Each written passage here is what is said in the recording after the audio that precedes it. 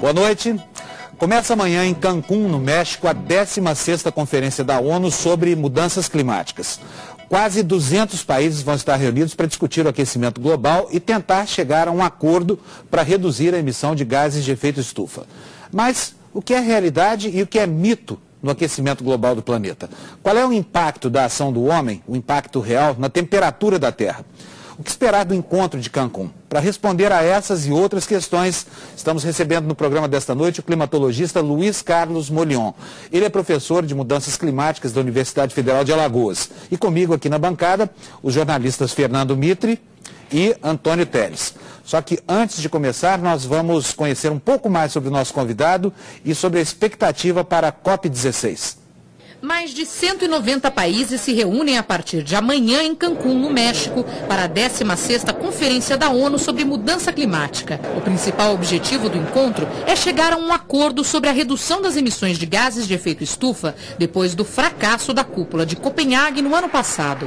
A expectativa, porém, é que apenas acordos genéricos sejam fechados durante o encontro, como o financiamento a iniciativas climáticas, a criação de um fundo verde para os países em desenvolvimento e a revisão das metas globais de controle de emissões. A adoção de um tratado climático definitivo de cumprimento obrigatório deve ficar para o encontro de Joanesburgo em 2011. Em relatório divulgado esta semana pelo Programa das Nações Unidas para o Meio Ambiente, cientistas afirmam ser impossível limitar o aquecimento do planeta apenas com as metas estabelecidas em Copenhague. Também nesta semana, a Organização Meteorológica Mundial, entidade ligada à ONU, anunciou que a concentração dos principais gases causadores do efeito estufa na atmosfera atingiu o nível mais alto desde os tempos pré-industriais. A teoria do aquecimento global, no entanto, não é consenso entre os especialistas. Pesquisador do clima há mais de 40 anos, Luiz Carlos Molion suspeita que haja manipulação dos dados sobre a temperatura terrestre. Professor de climatologia da Universidade Federal de Alagoas e representante da América do Sul na Organização Meteorológica Mundial, Molion garante que a ação do homem é incapaz de aumentar a temperatura da Terra. Pois é, o professor Molion, ele não concorda com nada disso que está sendo discutido lá em Cancún, não é isso, professor? Está correto, Panucci. O senhor é contra, o senhor inclusive acha que está acontecendo um esfriamento global? Perfeito. Os indicadores climáticos, particularmente o Sol, que é a nossa principal fonte de energia, está entrando no mínimo de atividade que ocorre a cada 100 anos. Cada 100 anos o Sol entra no mínimo de atividade e permanece durante 22, 24 anos produzindo menos energia. Produzindo menos energia, ele vai contribuir para um resfriamento global. E ao mesmo tempo, hoje, a comunidade científica dispõe de mais de 3.200 boias à deriva nesses oceanos. E essas boias estão nos dizendo que nos últimos 8 anos os oceanos estão perdendo calor, os oceanos estão se esfriando, que é o outro grande controlador do clima global. Então, o Sol entrando num declínio de atividade e os oceanos perdendo calor, significa que para esses próximos 20, 22 anos, nós vamos mergulhar num resfriamento global, Mitri. Agora, não é aquela idade do gelo, né, em que a temperatura vai cair 10, 12 graus, não. Vai ser um resfriamento pequeno, mas nós vamos perceber isso nos invernos rigorosos, particularmente no hemisfério norte. Mas, professor, amanhã o senhor vai ouvir exatamente o contrário. Vai ser aberta a conferência de Cancún e o senhor vai ouvir o seguinte: o planeta está se aquecendo a cada momento, está ficando um perigo isso, e o planeta precisa reagir para poder se salvar. De onde eles estão tirando esses números? Como é que eles medem isso? O senhor mede de um jeito, eles medem de outro? A partir dos mesmos dados, inclusive? A partir dos mesmos dados. É interessante isso, né? Eu até ouvi o presidente Lula falar um dia, não, porque nós temos que manter a temperatura no máximo 2 graus acima do que está hoje. Todo mundo fala isso. De onde saiu essa história? Ele pega uma equaçãozinha, que no fundo é um ajuste logarítmico da subida do CO2. Aí coloca-se a concentração inicial, 280 partes por milhão, que seria da era pré-industrial. E atual, 450. Então divide os 450 por 260, calcula um fatorzinho ali, e a N calcula um aumento de 2 graus na temperatura. Como se o clima fosse extremamente simples, né? Eu não entendi essa conta que o senhor fez, assim, acho que ninguém entendeu. Qual é a relação entre a concentração de CO2 e o aumento da temperatura da atmosfera? Não existe nenhuma. Na realidade, vai tudo na contramão. O CO2, ele não controla o clima global, nunca controlou. Nós temos registros de testemunhos de gelo, por exemplo, na Antártica, de 400 mil anos atrás, que mostram que a temperatura sobe antes, depois os oceanos se aquecem, e aí os oceanos liberam o gás carbônico. É como num refrigerante ou numa água com gás. Você, na hora que abre, a água está cheia de gás, quando está gelada. Depois que ela fica aqui, ela vai se aquecendo, ela expulsa todo o gás que estava em solução. E os oceanos também são assim. Quando eles estão frios, eles absorvem mais gás carbônico. Quando eles se aquecem, eles liberam mais. Então não existe nenhuma relação. É sempre na contramão. O maior aquecimento que ocorreu nesses últimos 100 anos foi entre 1925 e 1946. No término da Segunda Guerra, o homem lançava na atmosfera menos de 6% do carbono que lança hoje. Como é que eu vou explicar, por exemplo, no Ártico, um aumento de mais de 4 graus naquele período de 1925 a 1946, quando a atividade humana, no sentido de emissão, geração de energia e emissão era baixa. E depois da guerra, em que houve uma intensificação na industrialização, né? Na indústria, e que praticamente aí começou uma globalização em função dos aliados terem tomado as indústrias dos alemães, dos japoneses e dos italianos, começaram a produzir mais, precisou mais energia elétrica, emitiram mais carbono e, no entanto, a temperatura de 1947, de 1947 até 76, baixou. Então você vê que o CO2 não tem nada a ver com a temperatura. Mas ele pode criar uma equaçãozinha simples e dizer, olha, se eu aumentar tanto o CO2, a temperatura vai ser essa. Mas não tem nada de físico nisso e não vai absolutamente corresponder à realidade. Parece que não considera o CO2 um vilão, né? O senhor acha que ele é mais mocinho, né, pelo jeito? Certamente. Você falou bem, Mitre. O CO2 é o gás da vida. Ele não é um gás tóxico. Mas os meninos aprendem o contrário na escola, professor. De um lado, sim. É até conflitante para o garoto. Porque ele aprende que planta faz fotossíntese com CO2. Ele aprende que nós e os animais não somos autossuficientes em matéria de alimentação. Quem produz o alimento que a gente consome são as plantas, não é?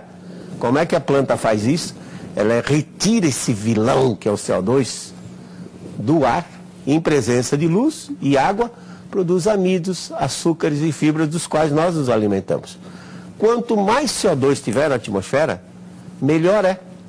Já em inúmeros ensaios, mais de centenas de ensaios agronômicos mostram que quando você dobra a concentração de CO2, a produtividade das plantas, particularmente cereais, as chamadas plantas C3, elas aumentam de 30% a 50% a produtividade.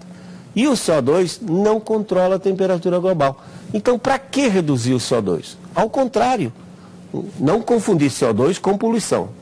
CO2 não é poluente como quer a EPA americana, né, a Agência de Proteção Ambiental americana, que quer transformar o CO2 num gás poluente. CO2 não é poluente, CO2 é parte da nossa vida. Professor, mas aí nós não caímos num paradoxo, assim, somos a favor da poluição? Não, mas aí tem que distinguir, Panuso, porque, por exemplo, quando você queima combustível fóssil, vamos dizer assim, o diesel, tá? A comunidade europeia, ela exige que o diesel vendido lá tenha 10 miligramas de enxofre por cada quilo de diesel. Você pega aqui em São Paulo, faça a pesquisa, você vai ver que os nossos postos de combustível vendem combustível com 500 a 2.000 miligramas.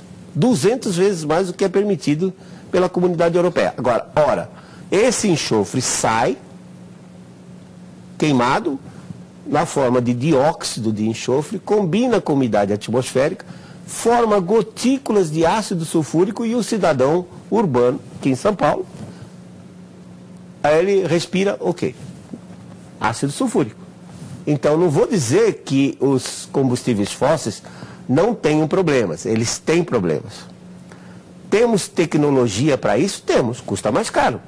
Vai ter que refinar várias vezes, ter refinarias modernas que nós não temos para reduzir a concentração desses outros constituintes, como o enxofre. Mas o CO2 em si, ele é benéfico para a humanidade. Professor, esse quadro revela que há uma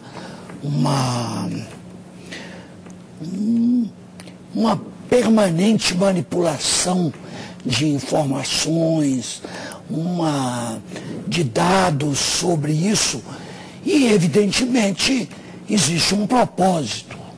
Quer dizer, ninguém faz nenhum tipo de atividade tão global para nada. Por que os países ricos hoje aplicam tanto dinheiro nessa impostura, se é verdade o que o senhor está dizendo? Bom, Teles, a vantagem de ser velho, como eu disse, é que a gente já viu certas coisas acontecerem na vida. Nós temos um outro exemplo que ocorreu na década de 70 e 80, que foi a eliminação dos CFCs, dos compostos de clorofluorcarbono, que são gases utilizados em refrigeração, geladeira, ar-condicionado, porque os CFCs estariam destruindo a camada de ozônio. Também a receita foi exatamente igual ao aquecimento global. Criou-se o painel de tendência de ozônio, reuniram-se alguns cientistas do mundo para dar aquele ar, né, de que os resultados são científicos, comprovadamente científicos. Criou-se o protocolo de Montreal, em 1987. Hoje temos o protocolo de Kyoto, que vai estar em discussão agora a partir de amanhã. Criou-se lá em Cancún. Em Cancún é o protocolo de Kyoto que volta à discussão. Mas em Montreal, criou-se o protocolo de Montreal em 1987, que obrigava os países a eliminarem os CFCs. O gás da geladeira. O gás da geladeira. Qual era a culpa dos CFCs? Eles não pagavam mais royalties, direito de propriedade.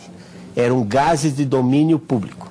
Mas, professor, com isso, deixa eu só terminar, Panils. Com isso, o que fizeram? Obrigaram os países a assinar o protocolo de Montreal. Na época, eu era Fernando Collor, que era o presidente, eu tinha acesso a Fernando Collor, enviei um fax para ele de 5 páginas explicando por que o Brasil não devia entrar nisso. O Brasil precisa de refrigeração a baixo custo. O Brasil acabou assinando. 2 anos depois encontramos com o nosso representante e, pressionado, ele confessou que foi uma exigência do FMI que o Brasil assinasse o protocolo de Montreal para poder renovar a dívida externa. Qual a preocupação ambiental aí, Teles? Totalmente econômica. Quem saiu ganhando com isso? 5 indústrias que detinham a patente. Mas tinha um discurso ambientalista por detrás, como tem agora. Como tem agora. Mas o objetivo não é ambientalista. O objetivo, respondendo a sua pergunta, é o seguinte: já vimos isso na história antes, como se diz na gíria. Já vi esse filme antes. Quem saiu beneficiado? Os países ricos. Mas, professor, os CFCs não destruíam a camada de ozônio? De jeito nenhum, Panuso. Na realidade... Mas agora, eu não entendo nada disso, eu sou leigo, mas assim, a gente lê todos os dias nos jornais que houve uma recuperação da camada de ozônio. Não houve. A camada de ozônio continua decrescendo, porque para a formação de ozônio, você precisa de raios ultravioletas que vêm do Sol. E quando o Sol está ativo, como estava muito no início da década de 60, ele produz mais ultravioleta e a camada de ozônio fica mais espessa. A partir de lá, o Sol começou a entrar em declínio. Está chegando agora no mínimo, como eu disse, de 100 anos, e produzindo menos ultravioleta, e a camada de ozônio continua diminuindo, e os CFCs foram eliminados. Quem foi que ganhou com isso? Basta dizer, a DuPont, que tem sede no Canadá, mas produz aqui no Brasil, faturava no mundo 2,5 bilhões de dólares com os CFCs. Com os substitutos passou a faturar 30 bilhões de dólares.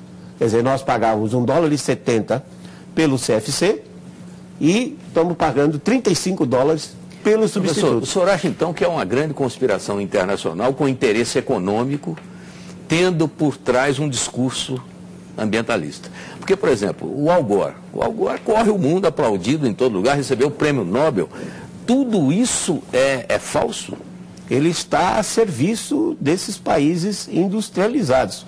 Porque, veja bem, Mitri, vamos partir do princípio que todo o petróleo que nós temos está representado agora pelo que nós sabemos em termos de reserva. Então você tem uma quantidade fixa de petróleo. Nós temos da ordem de 10 países do mundo em que a população tem um padrão de vida bom. Os outros 180 estão ruins, estão péssimos, em péssimas condições subhumanas. Tem mais de 2 bilhões de pessoas, Teles, que não é que estão passando fome, não, é que não tem o que comer mesmo. Problema de saneamento básico, enfim, uma série de coisas. Bom, se só tem esse petróleo, se permitir que esses países se desenvolvam e tragam a sua população a um nível, a um índice de desenvolvimento humano, um IDH, que seja razoável, não vou dizer nem o padrão americano. O padrão americano seria um desastre. Eles consomem 35% de tudo que é produzido no mundo. Trazendo essa população desses 180, veja bem, se você fizer as contas, nós estamos hoje com quase 7 bilhões de pessoas. Da ordem de 700 bilhões, 7 bilhões, da ordem de 700 milhões estão bem.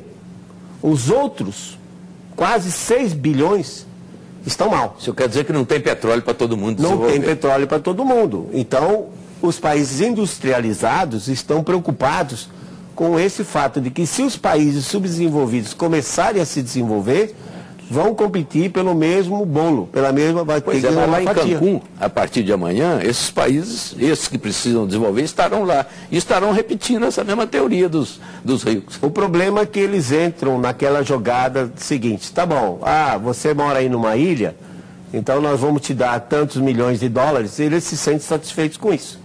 Esse que é o problema. Não existe preocupação ambiental. Você pode ver, a partir de amanhã, que toda a preocupação é saber quanto é que eu levo nessa. Eu resumiria esse negócio de aquecimento global, essa farsa de aquecimento global, com uma frase só: segurança energética dos países industrializados. O que é Japão? O que é Inglaterra? Alemanha? São todos países que não têm recursos naturais, não têm recursos energéticos. Se a Rússia resolver fechar a torneira do gás que vai para a Alemanha, desmorona, tá? Agora, professor, não há uma estrutura de inteligência no mundo localizada nas grandes universidades que são capazes de se juntar a essa campanha para denunciar que tudo isso sobre aquecimento é uma impostura?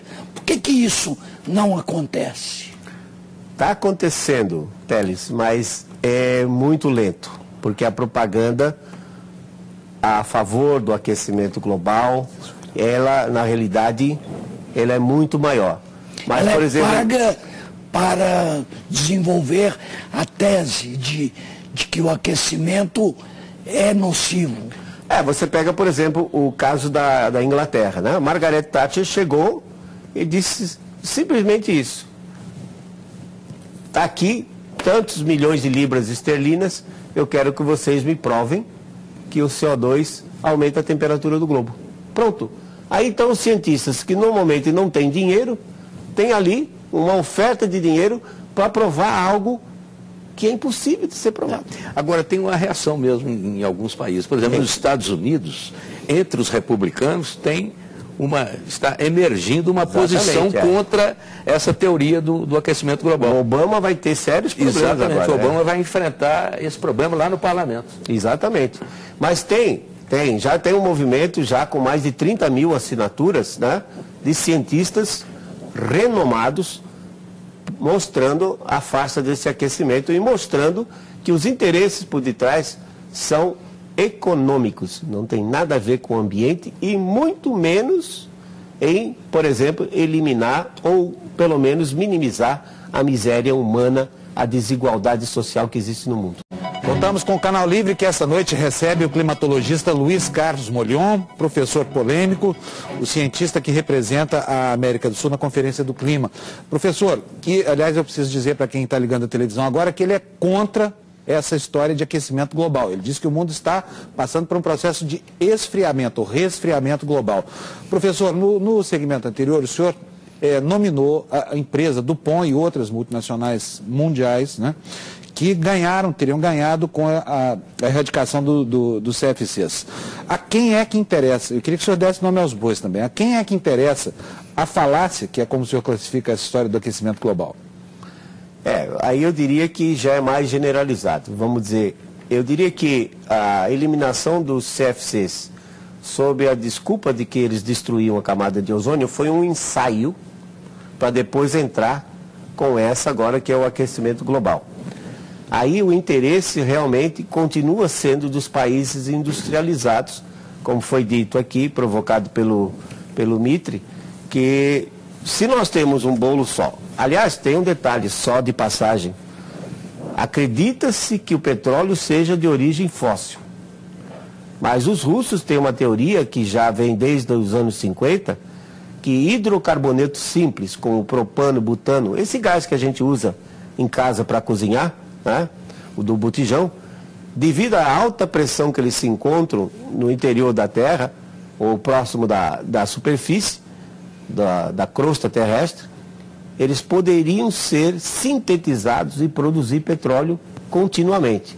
Então, se essa teoria da sintetização de petróleo a partir de hidrocarboneto simples for válida, talvez a gente não tenha um problema de crise energética. Como eu disse, essa síntese seria obtida de que forma? Devido à alta pressão das placas tectônicas, que são placas com milhares de toneladas e ao mesmo tempo na interface entre o magma, que é essa região do interior da Terra aquecida, 1.200 graus centígrados.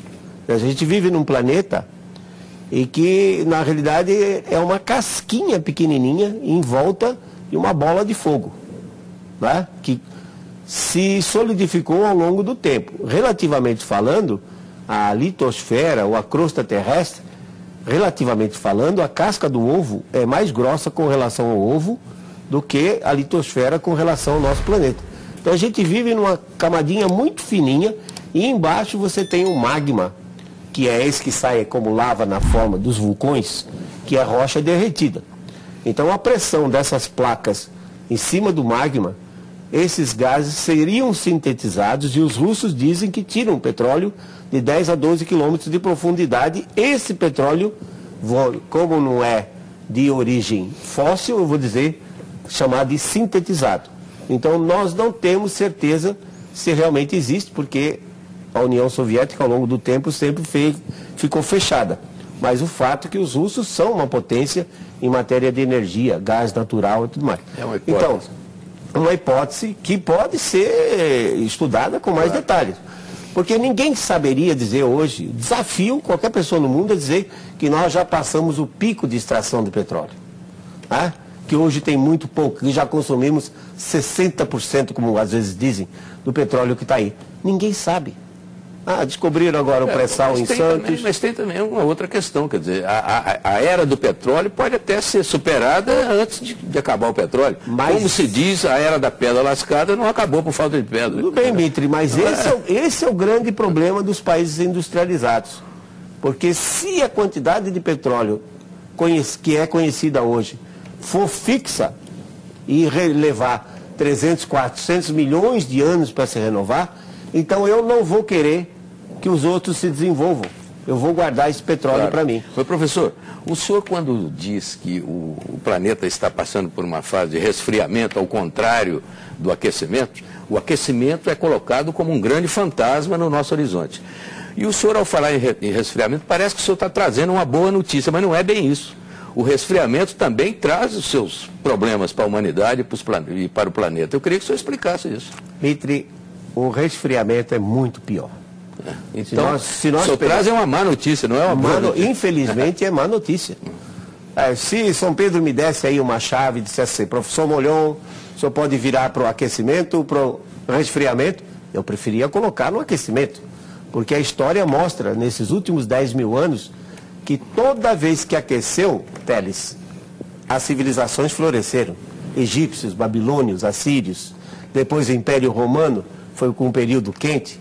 Mais recentemente, os vikings, 800 depois de Cristo a 1200 depois de Cristo, saíram da Escandinávia e colonizaram a Groenlândia, Mitre. A Groenlândia, chamado Groenlândia, significa terra verde. E hoje é um bloco de gelo. Por que é chamado terra verde? Porque os vikings encontraram vegetação e praticaram agricultura não muito tempo atrás, há 1000 anos atrás. Resfriando é muito ruim para a humanidade. Vamos pegar um exemplo nosso aqui, para não ir bem longe, nosso. Houve um resfriamento global semelhante a esse que nós estamos esperando que aconteça até o ano 2030, 2032, entre 1947 e 1976. Foi muito ruim para o Brasil. Basta dizer para você que a frequência de geadas foi tão grande que erradicou o cultivo do café no oeste do Paraná. Acabou com o cultivo do café no Paraná. Por outro lado, teve um resultado bastante interessante. Uma redistribuição demográfica. Porque aí os gaúchos, os catarinenses, os paranaenses pegaram o seu dinheirinho das terras que venderam lá e foram para o centro-oeste, Mato Grosso, Tocantins, e transformaram o centro-oeste hoje no maior produtor de grão do mundo. Tem o efeito negativo, mas felizmente para nós do Brasil, literalmente nós temos para onde correr. Ou seja, se esfriar no sul, como eu espero que ocorra agora no norte da Argentina, ou Argentina como um todo, Paraguai e o sul do Brasil, vão passar novamente por invernos rigorosos, até o ano 2030, 2032. Espera-se que não se estenda mais do que isso. A Europa vai passar por invernos rigorosos. Inglaterra, a Europa como um todo, a Rússia e a China, nós estamos vendo já nesses últimos 10 anos. Professor, há um histórico de idades de gelo pela qual o mundo passou. Há, opostamente, um histórico de alguns períodos de altíssimas temperaturas? Existe. Muito bem lembrado, Teles. Claro que a gente não tem dados, digamos, de termômetro, porque os termômetros só passaram a existir a partir do século XVII. Aí usam-se testemunhos, como é chamado. Por exemplo, no caso da Antártica, perfuraram uma capa de 3.600 metros de espessura de gelo e vão retirando cilindros de gelo, e nesses cilindros tem umas bolhas de ar. Então retira-se cuidadosamente essas bolhas de ar e faz análise. E dessas análises mostrou o seguinte: temperaturas, a análise cobre as últimas 4 eras glaciais, os últimos 400 mil anos. Mostrou que as temperaturas chegaram a cair 10, 12 graus. E depois, nos interglaciais, uma era glacial dura da ordem de 100 mil anos, e ela é interrompida por períodos mais quentes, chamados interglaciais. Os 3 últimos interglaciais, de 130 mil, 240 mil e 340 mil anos atrás, as pesquisas mostram que as temperaturas foram 6 a 10 graus centígrados mais elevadas do que a atual. Então já esteve quente e, claro, naquela época o homem não consumia petróleo. É possível verificar, através dessa pesquisa, por que aconteceram esses aquecimentos, esses períodos de aquecimento? Fatores astronômicos relacionados à produção do Sol e também ao movimento da Terra em sua órbita. Quando a Terra fica mais próxima do Sol, fica com uma órbita quase circular, porque as pessoas leigos não sabem, mas a órbita terrestre, ela pulsa, ela vai desde uma elipse até uma circunferência praticamente quase que perfeita. Então, nessas circunstâncias, a Terra recebe mais radiação do Sol e se aquece, que é a principal fonte de energia. Então, os fatores físicos que elevaram as temperaturas 6 a 10 graus, nessa passado, 130, 240 mil, 360 mil anos atrás, 340 mil anos atrás, foram fatores astronômicos, porque o homem, há 130 Nada mil de anos, ambiental. Nada de ambiental. Professor, eu queria voltar agora ao tempo de agora e fazer uma pergunta ao senhor exatamente sobre essa questão de atmosfera, de gelo, de esquentamento, de esfriamento. Uma pergunta que, aliás, qualquer criança faria. O senhor olha as geleiras no mundo inteiro, elas estão diminuindo, elas estão se dissolvendo. O senhor não vai me dizer que está ficando mais frio o oceano. Se o gelo está derretendo, é porque está ficando mais quente. Muito bem. Isso é que aparece nesses vídeos, né, que estão aí na internet, que mostram o gelo do Ártico. Rapaz, isso é uma verdadeira... Quer dizer, o efeito físico em si não tem nada a ver com a temperatura do ar. É interessante. No iceberg, porque o gelo é flutuante, no caso do Ártico. Um iceberg, 10% fica fora da água, todo mundo sabe disso. E 90% dentro. Os 90% que estão dentro deslocam o volume que já vai ocupar quando o bloco todo derreter. Assim, quando o bloco de gelo derrete, não há aumento de nível do mar. Você pode fazer o experimento, pegar o copo, encher até a boca, colocar um cubo de gelo, no momento que você colocar, vai derramar um pouco de água, porque ele vai afundar 90% do seu volume, mas depois que ele derreter, não cai nenhuma gota fora. Então, o que acontece? Nós passamos por um período, a partir de 95, 96, em que as correntes marinhas começaram a levar mais água quente para o Ártico. Então a água quente entra por debaixo da parte submersa e derrete um pouco dessa parte submersa. Devia ser 90%, passa a ser 85%, 80%. O resultado é que a parte submersa não tem condições de sustentar o peso da parte aérea. Aí o gelo colapsa. Ele desmorona, pode ver nesses filmes, você vê que ele está desmoronando. Ele não está derretendo, você não vê a água escorrendo. Ele não está derretendo, ele está desmoronando. Porque mesmo no verão, de lascar forte no Ártico, a temperatura nunca é superior a 20 graus negativos. O seu freezer trabalha com menos 18 e congela tudo o que precisa. Então, não é o ar, não é o aquecimento global que está fazendo aquele gelo desmoronar, e sim durante esse período em que estava levando mais água quente. Agora já está diminuindo. E daqui uns 4, 5 anos, se repetir o ciclo, vai passar a levar água mais fria e o gelo, que já se recuperou, diga-se de passagem, em 2007 chegou a uma redução de 2,7 milhões de quilômetros quadrados. Mas agora, já em junho de 2010, já estava recuperado. E a partir de agora ele vai continuar crescendo, porque as correntes oceânicas estão levando menos calor. Então é água quente e não ar quente. Canal Livre vai fazer mais uma paradinha, a gente volta daqui a pouco para continuar a conversa com o professor Molion. Até já. Estamos de volta para o último bloco do Canal Livre desta noite com o climatologista Luiz Carlos Molion. Teles, quer começar? Professor, a Conferência de Copenhague é considerada hoje um grande fracasso. Por que foi caracterizado esse fracasso? Então a chamada COP15, né, que foi a anterior em Copenhague, ela foi um fracasso total. O Brasil até tentou, na hora, juntar alguns países para amenizar a situação, mas não teve sucesso. O Brasil mesmo acabou se impondo metas de controle de emissão ridícula, que não precisava, porque ninguém, vamos dizer assim, entrou para isso.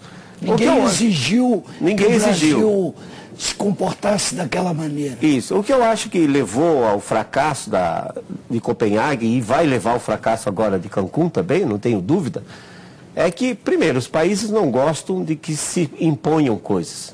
Existe a tal da soberania nacional, então não vou dizer para você, no seu país, o que você tem que fazer, né? Segundo, a China, por exemplo, não quer nem ouvir falar nisso. A China não está nem aí, né? Ela não quer nem saber. E ela comparece? Ela comparece, mas só que o discurso dela perante é uma coisa. Não, nós vamos fazer, nós vamos fazer. Mas por detrás ela está inaugurando 2 termoelétricas queimando carvão por semana.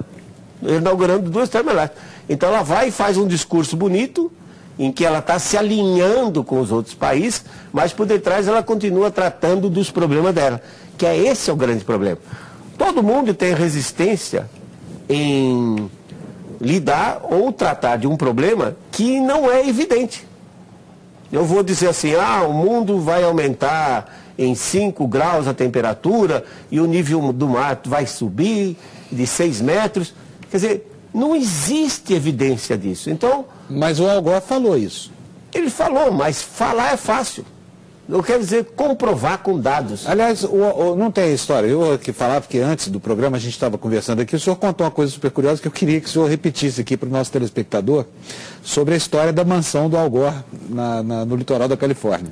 Isso o telespectador pode entrar na internet e digitar a palavra Al Gore, seguida de Montecito com C, que é a região lá na Califórnia, e vai ver as fotos da mansão que o Al Gore comprou, gastou 9 milhões de dólares na crise, hein? Porque a mansão vale muito mais do que isso, à beira da praia, nível do mar. Quer dizer, um indivíduo que está realmente convencido que o mar vai subir de 6 metros, vai gastar 9 milhões numa casa à beira da praia. Quer dizer, pelo menos dá para a gente parar para pensar.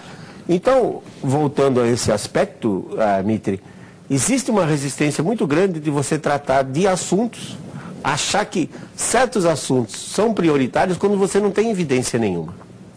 Tá? Então, imposição de outros países em cima não funciona. Tratar de assuntos que são fantasmagóricos, como é o caso do aquecimento global. As empresas. Capitalismo é capitalismo.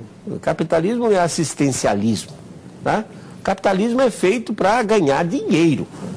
Então o cara não vai simplesmente modificar a maneira dele explorar a população simplesmente porque vai aumentar o nível do mar. Então podemos contar com mais um fracasso agora em Cancún. Certamente.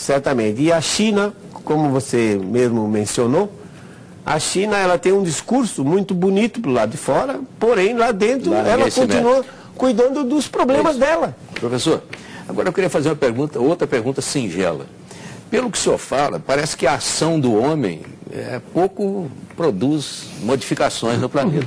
Então, isso significa que uma mobilização, uma conscientização da humanidade, uma campanha internacional a favor do meio ambiente, significa nada ou algo próximo de nada?